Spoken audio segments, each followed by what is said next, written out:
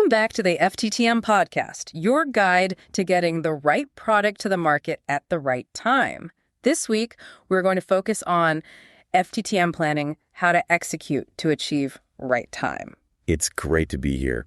And, this topic, this is the big one. This is the thing that I think plagues every single team, every company, from a 5-person startup to a global megacorp. The battle against the clock. The battle against the clock, exactly. Yeah. It's this constant tension between the plan we write down on paper and let's be honest, the chaos of what actually happens day to day. It really is. And before we really get our hands dirty, let's just make sure we're all on the same page with the acronym FTTM. Fast time to market. Fast time to market. Now, I have to confess, whenever I hear the word fast in a corporate setting, a little red flag goes up in my mind. Oh, I'm sure. It usually means panic. It means someone in a corner office looked at a stock ticker, and now everyone has to work through the weekend to ship something that's, barely held together with digital duct tape. And we call it agile to make it sound intentional. Exactly. So is that what we're talking about today? Is this a deep dive into just working harder and drinking more coffee? Because that's not really a sustainable strategy. I'm so glad you started there because that is the absolute first thing we have to get out of the way. The lateral works research that we're digging into today is incredibly specific about this. FTTM is not about rushing. Okay. Rushing is emotional. Rushing is reactive. It's throwing bodies at a problem. FTTM, when it's done right, is about predictable speed. Predictable speed. I mean, those two words almost sound like they fight each other, especially in product development. They do, don't they? But think of it this way. Imagine you're on a highway. Rushing is like a sports car weaving in and out of traffic at 120 miles an hour. Right. Thrilling, but you're probably going to end up in a ditch. You're definitely going to end up in a ditch. You might be fast for a minute, but you're not going to get there. FTTM is more like a bullet train. It moves at an incredible speed, way faster than the car, but it's on rails. It was engineered for that speed. It's a system. I like that. The speed comes from the system, not the adrenaline. Precisely. We're talking about structure, not just effort. And our guide for this, as you mentioned, is a really fascinating set of documents from Lateral Works, their research and their best practices. And what I found so compelling about them is that they take this thing, project planning, which so often feels like a dark art. Or just wishful thinking. Or wishful thinking, yeah. And they apply some, almost like physics to it. They use these really powerful metaphors to help you see the shape of the problem. And the shape of the problem is, it's pretty universal. I was looking at some numbers from the Project Management Institute before our chat. The percentage of projects that fail to meet their original deadlines is just, it's astronomical. It's the default outcome, isn't it? It's almost more surprising when something finishes on time. It is. It's like we're all subject to this invisible law of project physics that says, whatever you thought, double it. And so our mission today really is to unpack why that happens and how we can fight back. We're going to explore a framework from the Lateral Works material that involves tents, poles, and my personal favorite, ugly babies. The ugly babies. I saw that in the notes and I thought, okay, this is my kind of deep dive. It's a little more memorable than synergistic process optimization. It's a lot more memorable. And it's a brutally honest image for a brutally honest problem. But we'll get to the babies. Before we can do that, we have to understand the core mechanical concept here. We have to talk about the long pole. Okay, the long pole. It's a phrase I've heard thrown around a lot. We can't ship until we solve for the long pole. But what's the actual technical definition we're working with from the Lateral Works research? The definition they use is very precise and it's important. The long pole is the longest contiguous network of activities that lead to the end of a project. Okay, longest contiguous network. That's a bit of a mouthful. Let's translate that for someone who doesn't live inside a Gantt chart. Of course. Think of any project like a giant web of tasks. Some of those tasks can happen at the same time. They're in parallel. Like the marketing team can be designing the website while the engineering team is still coding the app. Perfect example. If the marketing team takes an extra week, does it delay the app launch? No, not if the app isn't ready anyway. Exactly. But some tasks have to happen in order. They're sequential. They're a chain. You can't test the app until the code is written. You can't submit it to the App Store until it's tested. Right. A has to happen before B, which has to happen before C. That's a chain. Now, a big project has hundreds, maybe thousands of these chains all running at once. But if you do the math, one of those chains will always be longer than all the others. The one that takes the most cumulative time from start to finish. That chain is the long pole. So it's the critical path. It's the critical path. It's the one thing that governs the finish date. It's the project's internal speed limit. It's not just a bottleneck then. It's more fundamental than that. It's much more fundamental. A bottleneck is a temporary blockage. The long pole is the entire road. Let's play this out. Let's say your long pole is software development, and it takes 9 months. Okay. And another chain is, say, getting legal approval, which takes 1 month. Now, management comes in and screams, we need to go faster. And they put immense pressure on the legal team.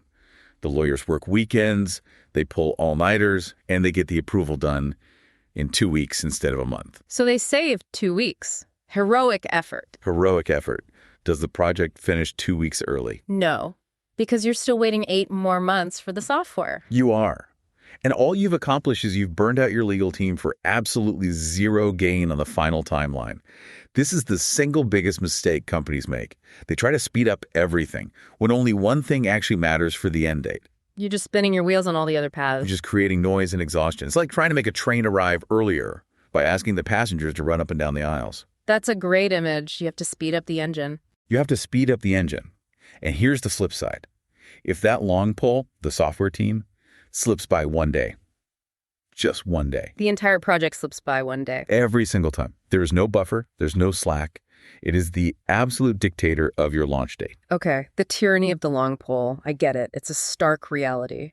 So now that we've identified this dictator, how do we overthrow it? This is where the tent metaphor from Lateral Works comes in, right? This is it. And I love this metaphor because it makes it so physical. It takes it out of the spreadsheet and into the real world. So I want you to picture a big, classic canvas tent, like a circus tent. Got it. The fabric of that tent, the canvas, represents the project itself. More specifically, it represents the value, the features, the quality, the safety requirements, the customer experience, everything that makes the product good. The stuff that you're actually delivering. The stuff you're delivering. Now, holding that canvas up, you have poles. But the most important one is the main pole in the center. Right, the one holding up the peak. And in this analogy, the height of that center pole is your timeline.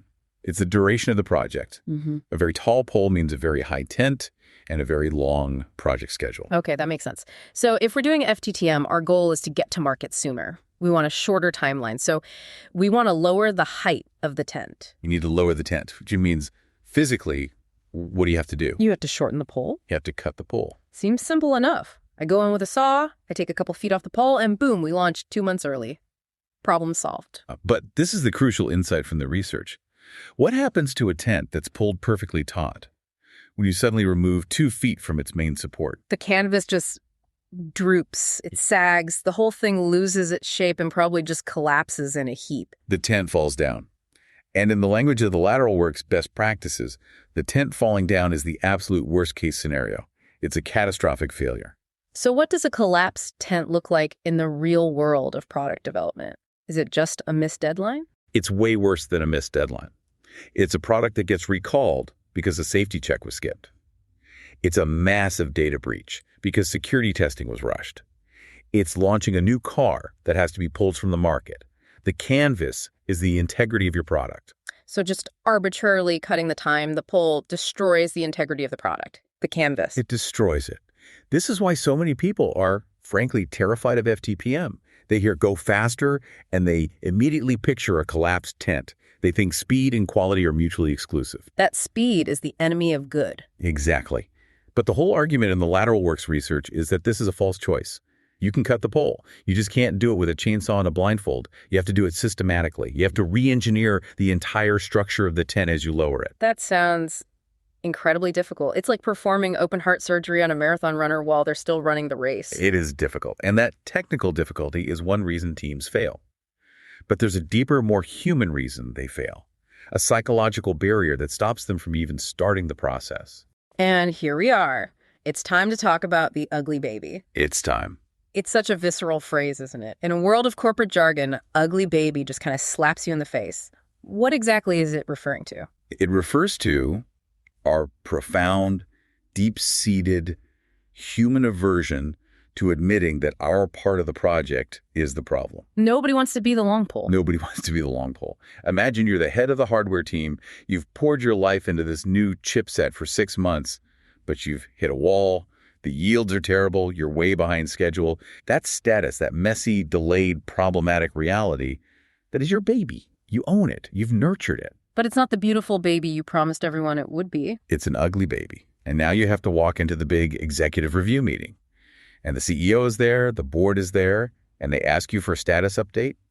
What do? I mean, the instinct is to protect it. Yeah. To hide the flaws. You say, we're facing some challenges, but we're tracking to the plan. You put a pretty little bonnet on the ugly baby. You say, we've got some headwinds, but we're leveraging our core competencies to synergize a solution. You use jargon to obscure the truth. You lie on your status report. You don't call it a lie. You call it managing expectations or being optimistic. But what you're really doing is hiding the long pole. You're actively preventing the organization from seeing reality. And if you can't see the pole, you can't even begin to think about cutting it. You can't. The problem remains invisible and therefore unsolvable. This is a core tenet in the lateral works material. The process of acceleration, of cutting the pole, can only begin when a team aces reality. Acing reality. I like that phrase. It implies both acknowledging it and passing a test. It is a test. It's a test of your culture. Is it psychologically safe to tell the truth? Can a team lead stand up and say, my part is broken and we are 3 months behind? And the response from leadership is, thank you for that clarity. Now we can all rally to help you fix it. Or is the response, why are you failing? You're off the project. And if it's the latter, you will never see an ugly baby again. You'll just see a series of mysterious, unexplained project failures 9 months down the line. It's a huge leadership challenge. But okay, let's assume we have a brave team, a culture that can handle the truth. They bring the ugly baby into the light. We see it. We admit we're late. Now we have to understand why the pole is so long in the first place. And this brings us to another huge concept in the research, the innovation factor.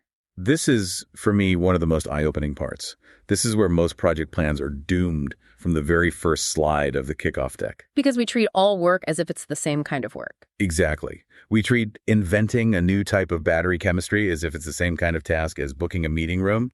We just put it in a box on a chart and assign a duration to it. Right. Week 5, create cold fusion. Week 6, write user manual. It sounds absurd when you put it that way, but honestly, look at most tech roadmaps. That's not far from the truth. But invention doesn't follow a project plan. It follows its own timeline. And lateral works actually put numbers to this. They break down what they call the timeline cost of invention. Okay, I want to go through these benchmarks because I have a feeling they're going to resonate with a lot of people. They split projects into 3 levels of invention. That's right. The first, the baseline, is a project with no invention. What's an example of that? This is work you've done before. You're using proven technology, a supply chain you already have, a known process. Maybe it's a minor software update, or you're releasing last year's phone in a new color. There are no fundamental unknowns. Okay, so a very predictable project. What's the typical timeline for that? The research benchmarks this at about 1 year, give or take, from the initial idea to being available for customers. 1 year. Okay, seems standard. Now let's go to the next level, incremental invention. Now things get interesting. This is your new and improves model. You're not starting from scratch, but you are pushing the boundaries. Maybe you're trying to make the device 15% thinner, which requires a new cooling solution.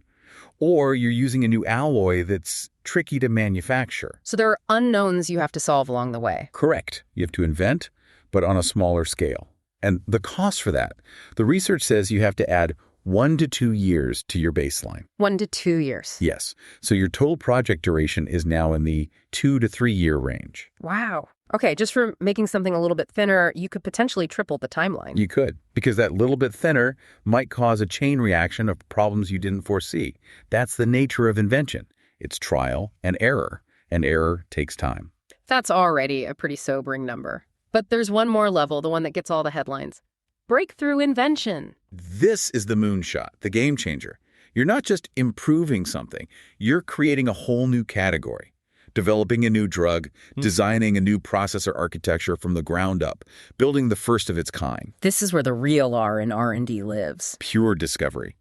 And the timeline cost for that. I'm almost afraid to ask. You have to add 3 to 5 years, which means your total project duration is now 4 to 6 years. 4 to 6 years. That is the physical reality of how long it takes to do something that has never been done before. And now the central problem is staring me right in the face. I have been in countless meetings where a senior leader gets on stage and says, "We are going to deliver a breakthrough innovation that will disrupt the entire market, and we will ship it in 18 months." Every single time. And what they've just done, according to this research, is try to cram a 6-year-long pole into an 18-month tent. They've created a massive multi-year gap before a single line of code is written or a single part is ordered. It's a plan that is divorced from reality from the first minute. It's a fantasy. And the entire team is then forced to live inside that fantasy, knowing it's impossible. And that's where the ugly baby problem gets created. The team knows the truth, but they can't say it, so they pretend. And the project is a green status on the dashboard right up until the point it completely implodes. Okay, so this is the mess we need to fix. We've got a project that's fundamentally missized for its container. How do we even start? This is where the FTTM planning framework comes in. Ladderworks has a 4-step process for this. Yes, and it's important to see it as a loop, a cycle, not a one-time thing you do at the beginning. They call it the rapid execution framework. Let's walk through it. Phase 1, identify the reality. This is the flashlight phase. The mission here is to find the ugly baby wherever it's hiding. You have to get a brutally honest assessment of the project's current state and identify the real long pole. You're emphasizing real. Are there fake long poles? Oh, all the time. This is a classic trap. The team reports that the software is behind schedule because it has too many bugs. So management says, okay, software is the long pole. They throw more testers at it. They buy new debugging tools. Sounds logical. But if you dig deeper, you might find the software is buggy because the hardware team keeps changing the specifications of the chip it runs on. The software team is constantly rewriting code to chase a moving target. So the real long pole isn't the software, it's the unstable hardware spec. Precisely. And every dollar and every hour you spend trying to fix the software is completely wasted until you lock down the hardware. Phase 1 is about getting past the symptoms to the root cause. You have to measure the gap. You have to be able to say, our current projection, based on reality, says we will finish on October 1st. Our target is April 1st. The gap is 6 months. You have to quantify the ugly. You have to put it on a slide in a big red font. Okay, that sounds terrifying. But we've done it. We've admitted we're 6 months late. What now? Phase 2, analyze and challenge. Now we start examining the pole itself. We don't start cutting yet. First, we look at it. We question it. The action here is question the duration. We have to understand why each piece of the long pole takes as long as it does. This feels like it could get contentious very quickly. If I'm the team lead and you come to me and say, why does your task take 8 weeks? My first reaction is going to be defensive. It is. So the technique matters. Yeah. It can't be an interrogation. The best practice from the research is to use a collaborative method like the 5 whys. You just keep asking why, like a curious child, until you get to the bedrock. Can we role play this? Let's say I'm in charge of product validation, and my task on the long pole is final system testing, and I've estimated it will take 6 weeks. Okay. I'd come to you and say, help me understand the 6 weeks. What's in that? Well, we have a standard protocol. It involves a 2-week thermal test, a 2-week vibration test, and then 2 weeks for data analysis and the report write-up. Okay, that makes sense. Let's look at the thermal test. Why does it take 2 weeks? Because the chamber has to run at a high temperature for 500 hours and then at a low temperature for 500 hours. That's just the physics of it. Got it. What about the vibration test? Why 2 weeks for that? Well, that's because we only have one vibration table and it's shared between 3 different project teams. So we have to wait our turn in the queue. There's usually about a week of wait time baked into that estimate. Boom, there it is. We just found something. Half of that duration isn't work, it's waiting. The pole isn't long because of physics, it's long because of a resource constraint. That is a piece of the pole we can now analyze. We've exposed a constraint. That's a huge step. You're not questioning my team's competence. You're questioning the system we're working in. That's the key. It's about depersonalizing the problem. We are attacking the timeline, not the people. And that leads directly into the next phase. Phase 3, continuous optimization. The subtitle here is challenge assumptions. This is where we pick up the saw. This is the cutting phase. And the guidance from the lateral works material is very specific. Cut down the pole in big chunks, but don't let the tent fall down. So back to our example. We found a week of wait time for the vibration table. How do we cut that chunk without collapsing the tent? This is where it becomes a cross-functional problem-solving session. We get the leads from the 3 projects together and we ask, can we resequence our tests so we don't all collide at the same time? Could one project do their testing at night? Could we rent a second table for a month? You brainstorm solutions to remove that wait time. And if you can solve that, you've just pulled 1 week out of the long pole. The entire project now finishes a week earlier. A whole week, and that's a huge win. The research highlights a few common places to look for these chunks. We just found one. Unnecessary wait time. What are the others? Legacy processes. This is the big one. The we've always done it this way stuff. Like that 6-page report that everyone has to sign but nobody actually reads. Does it still add value? Or is it just bureaucratic scar tissue? So you challenge every single step. Why do we do this? Every single one. The third area is bloated steps. Things that started small but have grown over time. A 10-minute daily stand-up meeting that has somehow become a 45-minute status report for management.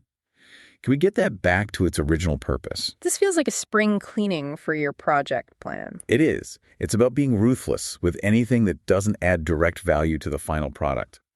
But here's the trap. Many teams do this once. They have a big process improvement off-site. They feel great. They find 3 weeks of savings. And then they go back to work. And a month later, a new problem pops up and they're right back where they started. Because reality is not static. A plan is a snapshot in time. The minute you print it, it's already obsolete. This is why the final phase is arguably the most important one of all. Phase 4, refresh planning. The key here is the frequency. Weekly refresh planning. I can just hear the collective groan from everyone listening. Not another meeting. We already have too many meetings. I know. And if it's just another status update meeting, they're right, it's a waste of time. But that's not what this is. Think of your car's GPS. Okay. You plug in your destination as your initial project plan. But then you're driving along and there's an accident up ahead, a traffic jam, a new reality. What does your GPS do? It recalculates. It finds a new route. Instantly. Yeah. It doesn't just keep telling you to drive straight into the traffic jam because that was the original plan. A weekly refresh is your project's GPS. It's a course correction meeting. So it's not about reporting on what's red, yellow, or green. It's about actively solving for the new red. It's a working session. The team gets together, looks at the long pole and says, okay, last week this was our biggest problem. We solved it. This week, our main supplier just told us a key component is going to be a month late. That's the new ugly baby. That's the new long pole. What are we going to do about it right now? So you're constantly whittling down the pole, as the research says. You are continually finding the new longest point and attacking it, week after week after week. And over time, the visual in the research shows the projected finish date, which starts high above the target, gradually converging down until it meets or even beats the goal. It's a process of convergence, not a single act of planning. This all sounds incredibly powerful in theory. But theory is one thing. I want to talk about proof. The research includes a case study that, frankly, is pretty mind-blowing. It's the ultimate stress test for this methodology. We're not talking about a new mobile app here. We're talking about a multi-billion-dollar semiconductor fab project. Let's just set the stage for anyone not in the semiconductor world. Building a fab it's like building a small city on the moon in terms of complexity. That's not an exaggeration. We're talking about a building larger than 20 football fields. The internal environment has to be thousands of times cleaner than a surgical operating room. Any speck of dust can kill $1 billion product line. And the cost is just astronomical. Billions with a B. And this specific case study for a project called Fab 8 was even more complex than usual. The Lateral Works research outlines 4 massive compounding challenges they were facing. Let's go through them. Number 1, it was a greenfield fab. Meaning they started with an empty plot of land, dirt. There was no existing building, no power, no infrastructure. They had to build everything from scratch. Okay, hard mode engaged. What was number 2? Advanced node process development. This is the really critical one. Let's pause on that because that sounds like jargon, but it's hugely important. What does that mean for the timeline? It means they weren't just building a factory to manufacture a chip that they already knew how to make. They were, in parallel, inventing the recipe for a brand new next-generation computer chip that had never been made before. So they were building the kitchen at the same time they were writing the cookbook for a dish no one had ever tasted. That is a perfect analogy. That is a massive breakthrough invention factor. According to the benchmarks we discussed, that alone should have put them on a 4 to 6 year timeline. But I'm guessing the customer didn't want to wait 6 years. Not even close. Yeah. Which brings us to challenge number 3, process transfer, which meant they were trying to integrate technology from other locations.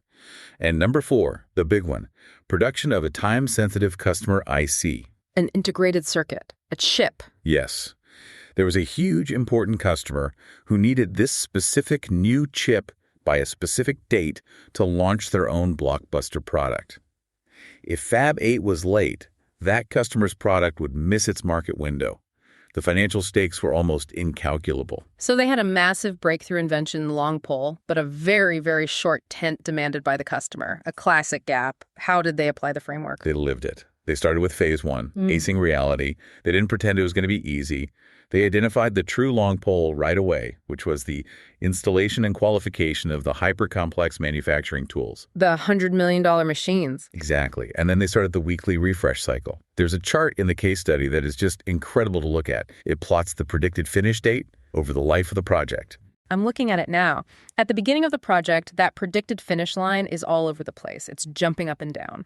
That's the volatility of reality. That big spike upwards you see in the first few months, that's the team finding a new, giant, ugly baby.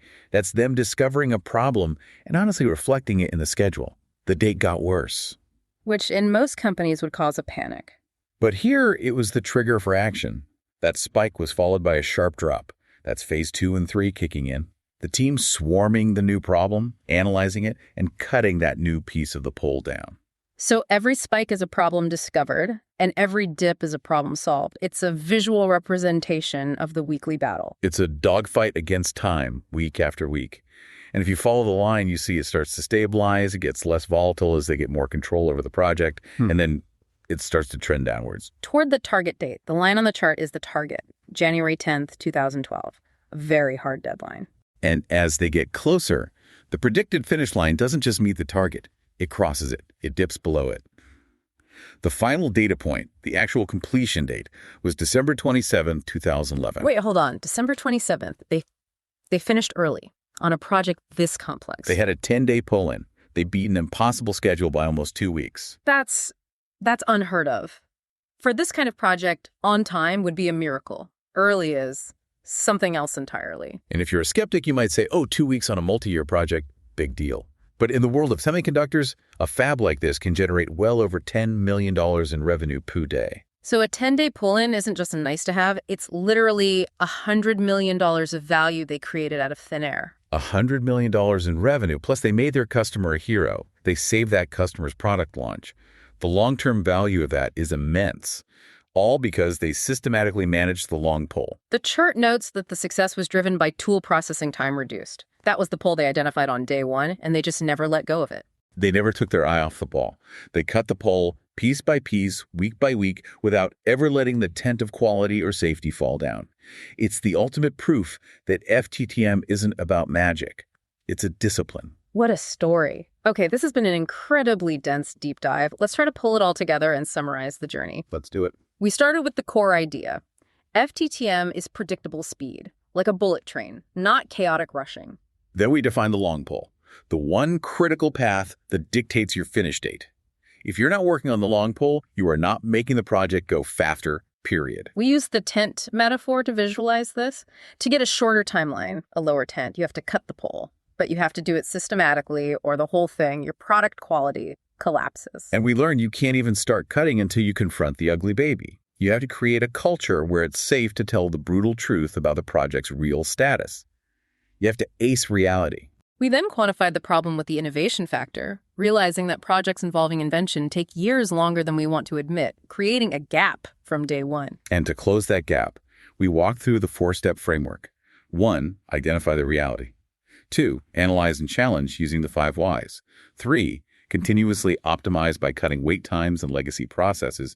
And 4, the most important, refresh the plan every single week. And we wrapped it all up with the case study of Fab 8, proving that this isn't just theory. This is a practical system that allowed a team to deliver one of the most complex projects on Earth ahead of schedule. It really boils down to one core philosophy, I think. You cannot solve a problem that you are actively ignoring.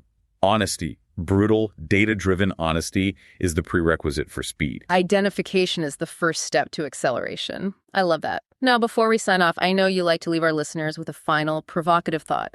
A challenge to take back to their own work. I do. And today's is very direct. We spent this whole time talking about projects at work, about fabs and software and timelines. But this framework, it applies to everything. Your personal life, even. Absolutely. Yeah. So I want you, the person listening right now, to think about something in your life you're trying to achieve. It could be a project at work.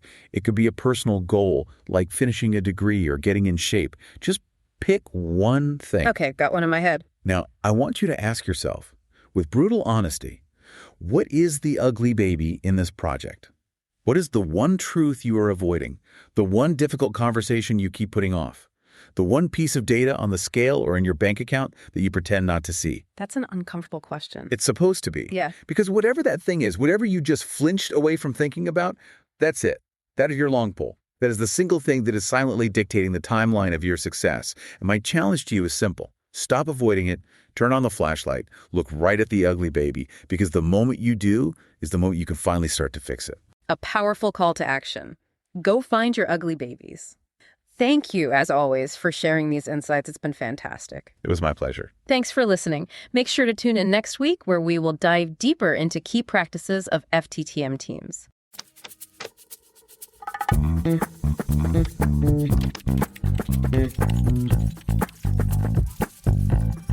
Fast